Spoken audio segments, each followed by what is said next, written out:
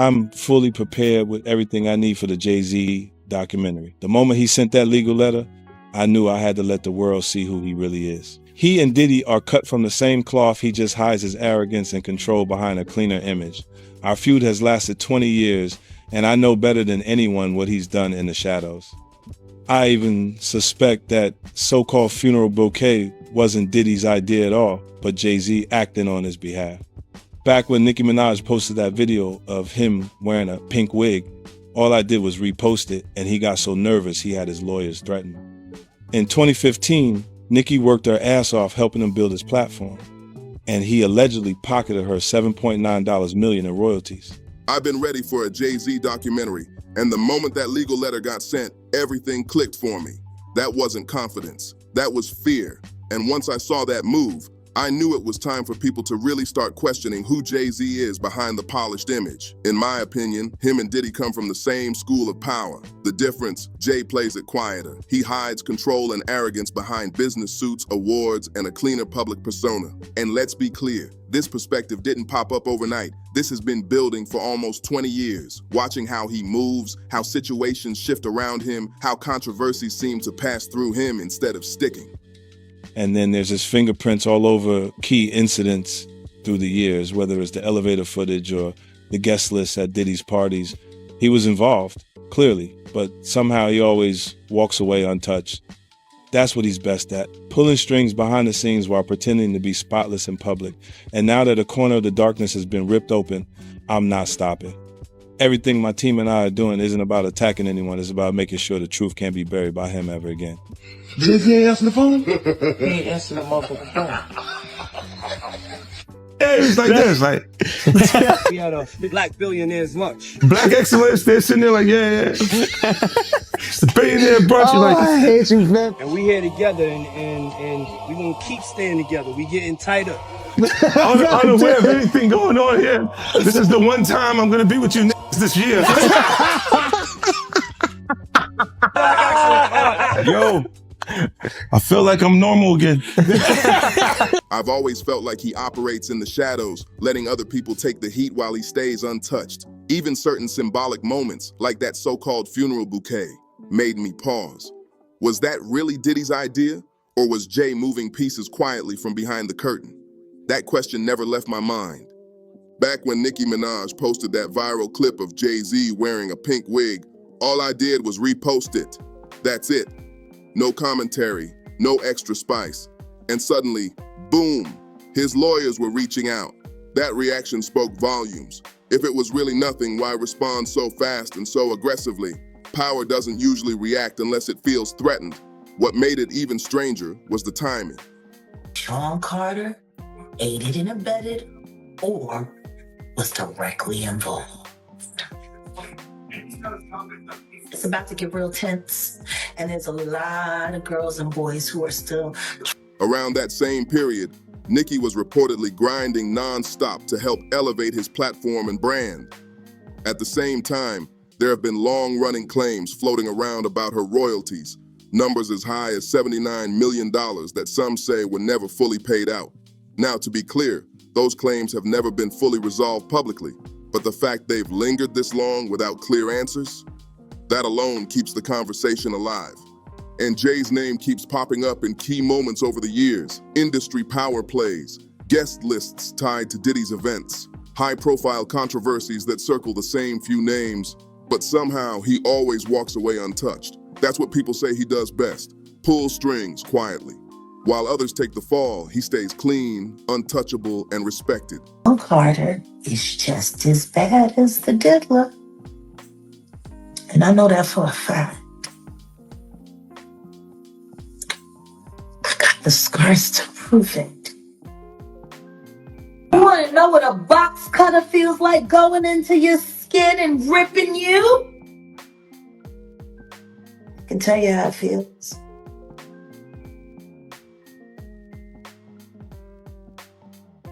Y'all ain't seen shit yet. That Cassie shit, that's nothing. I'm saying Sean Carter remembers everything he did to me and he's got it on tape.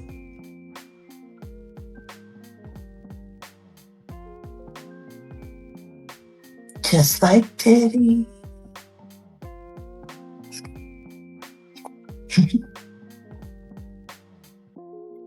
And they're going to be crazy. It's going to be the women that get them in the end. That's why some folks believe he's mastered the art of influence without fingerprints. No loud scandals, no public crashes, just subtle pressure, legal moves, and strategic silence. When things heat up, someone else becomes the headline while he stays in the background. And again, this is all perspective, observation, and long-term pattern watching. Not accusations, not conclusions, just questions that refuse to disappear. Because when one name keeps showing up around powerful moments, disputes, and industry shifts, people are going to talk. Jay-Z has always presented himself as spotless in public, and that's exactly why this moment matters. Now that part of that polished image has been cracked, there's no stopping the conversation. What my team and I are doing isn't about attacking names for clout. It's about making sure the truth doesn't get buried again. Silence only works when people are afraid to speak, and that era is clearly coming to an end. But the only thing I'm interested in him talking about is everything he knows about Kathy Coriana White. See, I know you know what happened to Corey. Diddy, I know that. You and Jay-Z. Down in Vegas at Tao with Claudia. Why don't you just talk about Kathy? That might help. That might help a lot. Kathy Coriana White, Jay-Z's pregnant mistress, who died 24 hours after she announced that she was going public with their relationship and the baby. While he was married to Beyonce.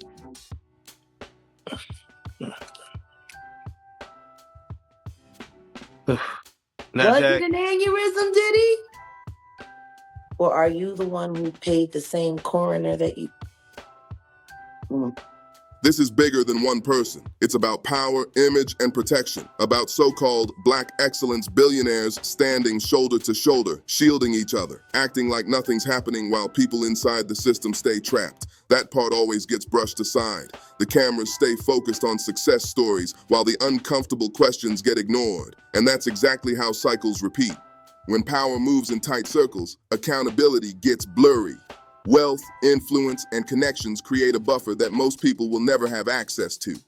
That's why these conversations make people nervous, not because they're lies, but because they're inconvenient. When silence protects the powerful, speaking up becomes a threat, and that's why breaking that silence matters now more than ever. This is where 50 Cent enters the conversation. For years, he said openly that he was never part of Diddy's inner circle. He's explained multiple times that certain invitations and situations made him uncomfortable way back, and that discomfort is exactly why he kept his distance. That separation wasn't accidental, it was intentional. Had him on his ass and did make the statement to people in the world that can't nobody call me Sean but Jay-Z.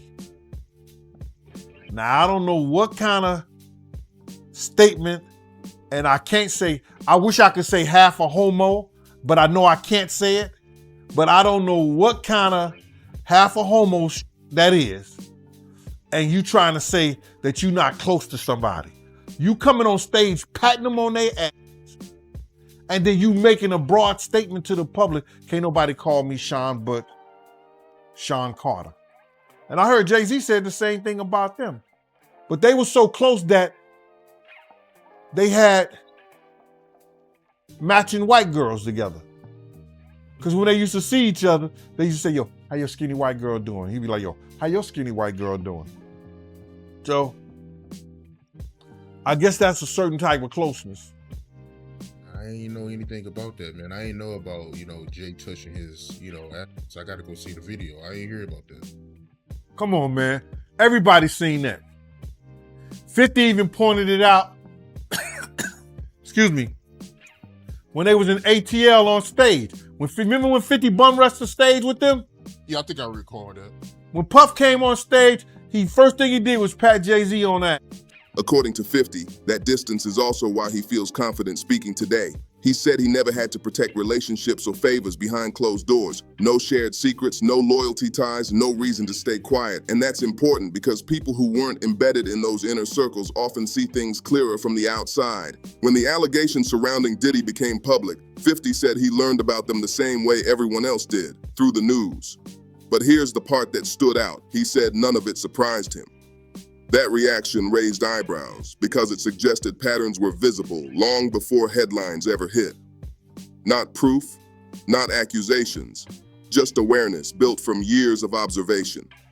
And that brings the conversation right back to image versus reality. Some people survive in this industry by staying loud. Others survive by staying clean looking. Both methods protect power, but only one gets questioned publicly. When people start connecting dots instead of worshiping images, things get uncomfortable fast.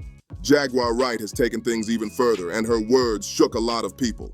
She has openly claimed that Jay-Z is worse than Diddy, alleging behavior toward women that she says rivals or even exceeds what the public has already heard about others. According to her, these aren't just stories. She says she has scars and has alleged that Jay-Z attacked her, claiming there is even a recording.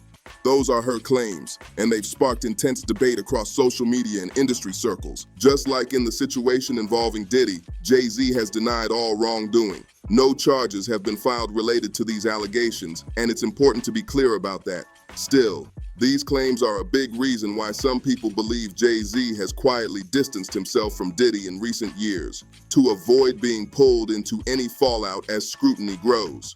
That interpretation has been floating around for a while, even before the current spotlight intensified. There have also been long circulating accusations tying Jay-Z to the death of Kath White, claims that have existed for years without resulting in charges. Jay-Z has denied any involvement, and law enforcement has never charged him in connection with that case. Still, the fact that these rumors continue to resurface whenever his name trends keeps the conversation alive, especially in moments like this, when attention is already focused on powerful figures in the industry. As the pressure around Diddy grew, many noticed something else: Jay-Z's silence. For some observers, that silence raised questions, not because silence equals guilt, but because in an era where public statements are common, choosing not to speak becomes a strategy that people analyze. Some believe his team has been aware for years that his name comes up in civil discussions and industry whispers, and that staying quiet is a calculated move, letting the storm pass without adding oxygen to it. How would you like it that if Blue Ivory, 15, 16 years old, 17, 18 years old, dating a in his early 30s? You're not gonna go for that. No matter what she came through in Hollywood. But you gotta understand, guys who was around there, we didn't know Jay-Z them ages. We didn't know these cats' age. You know what I'm saying? They wasn't having no beards and nothing like that. They was wearing low cuts. You understand? Clean face. I would have never believed when Jay was coming around the block, scooping up the young girls and stuff like that he was 30 years old. You know, if they 17, 18, 16 years old, and they 22, you thinking they 22, 23, something like that, 24 years old? They mom and them need to check them. They daddy and them need to check them. But that's not that far off. But for somebody to be 30 years old in their 30s and they dealing with kids 16 years old, 17, 18 years, now that's a problem, that's an issue. And now he see that because he's raising kids. And he got a young daughter. I think he got another daughter that he didn't claim and now he claiming them. These cats was doing a whole lot of stuff that people in the industry won't speak on. And then now that you're speaking on it and it's becoming where is that you can get on YouTube and you could talk about this shit and say what you seen or say what you heard, you understand? Others argue the opposite, that silence is simply legal caution, the smartest move when allegations are unproven and circulating online. Either way, the lack of response has become part of the story itself. In today's climate, perception moves fast, and even unproven claims can impact public opinion before facts ever catch up. To close this chapter, many point to a clip of Jaguar Wright explaining why she believes Jay-Z is worse than Diddy. Watching it doesn't mean agreeing with it, but it does show how loud and persistent these conversations have become. Whether people want to admit it or not, this story is still unfolding. Some are worried that even without charges, reputation damage is already in motion. In the modern media cycle, accusations alone can leave marks that take years to undo. Others believe the truth, whatever it is, will eventually rise above speculation. Once social media got involved, everything exploded. Rumors started spreading fast, claims that people who spoke up were being silenced, intimidated, or pressured to back off. And according to one of Jay-Z's accusers, that fear is very real. Even though she ultimately dropped her lawsuit, she says she still stands by her story and only withdrew because the harassment became overwhelming and genuinely frightening. Backlash. But the thing is, I never seen him get backlash at all. So that's what I'm saying. Now he getting backlash. Like, when did you know Jay-Z to be on his heels other than when he got beat up in the elevator? But that was nothing. But I've never seen him under the fire ever. Not in a long time. Not like, I never seen people on his head like that, Paul. Ever. Yeah, this might be my first time seeing people come at him like this. Like I said, I didn't hear him say anything. Like, I'm not some white man speaking for another black man doesn't add up. It just doesn't work like that. Like, he doesn't know what to say on Jay's behalf. Jay would have to say that. So he instructed him to say that. Like, you don't even know if Jay told him to say that. He could have got off the stage and they was like, "Why'd you say that?" He was like, "I had to." You know, like, he probably said it because homeboy wouldn't. You know what I'm saying? So who knows? Like, I didn't hear him say anything. I haven't heard Jay say a word yet. Have you? Nah, I haven't heard him say anything. There it is. So y'all going by a piece of paper with words, don't get caught up in that. I have not heard him say one thing yet. You know? Until I see him speak, he hasn't spoke to me. That's why I said I don't think he did not say that. His lawyer said it. That detail changed the tone of the conversation completely. This wasn't about walking something back. It was about survival, at least from her perspective. She claims the pressure didn't stop just because the lawsuit was withdrawn. Instead, it intensified, and that's where things took an even darker turn. According to new legal filings, the accuser alleges that Jay-Z or people acting on his behalf attempted to bully her into recanting her claims. These are allegations, but they carry serious weight because they're now part of official court documents. She claims the goal wasn't just silence, it was forcing her to say her accusations were false. In those filings, the woman, identified as Jane Doe, states that she was recently approached outside her home by two individuals who identified themselves as investigators. She says they claimed to be working for one of Jay-Z's attorneys. That alone shook her. According to her account, they pressured her to sign an affidavit stating her allegations were untrue. She says she refused outright, but it didn't stop there. She also alleges that the investigators questioned her about her own legal representation. Specifically, they asked whether her attorney, Tony Busby, had sought her out and offered her money to make false claims. She denies that completely and says the line of questioning felt less like an investigation and more like intimidation. What truly rattled her, according to the filing, was how they even found her. Her identity had remained anonymous throughout the legal process. Court filings protected her name. Media coverage never revealed her location. And yet, these individuals allegedly showed up at her private residence. That detail raised serious concerns for people watching closely. To her, this wasn't coincidence. It felt calculated. She claims it reinforced her belief that powerful forces were at play and that continuing forward publicly would put her safety at risk. Again, these are her claims, but the fear she describes is exactly what social media has been buzzing about for weeks. And once those allegations surfaced, the internet did what it always does: speculate, connect dots, and debate intent. Some people believe this proves why powerful figures rarely face consequences. Others argue that investigators contacting accusers isn't unusual in high-profile cases. Both sides are talking, but nobody's ignoring it anymore.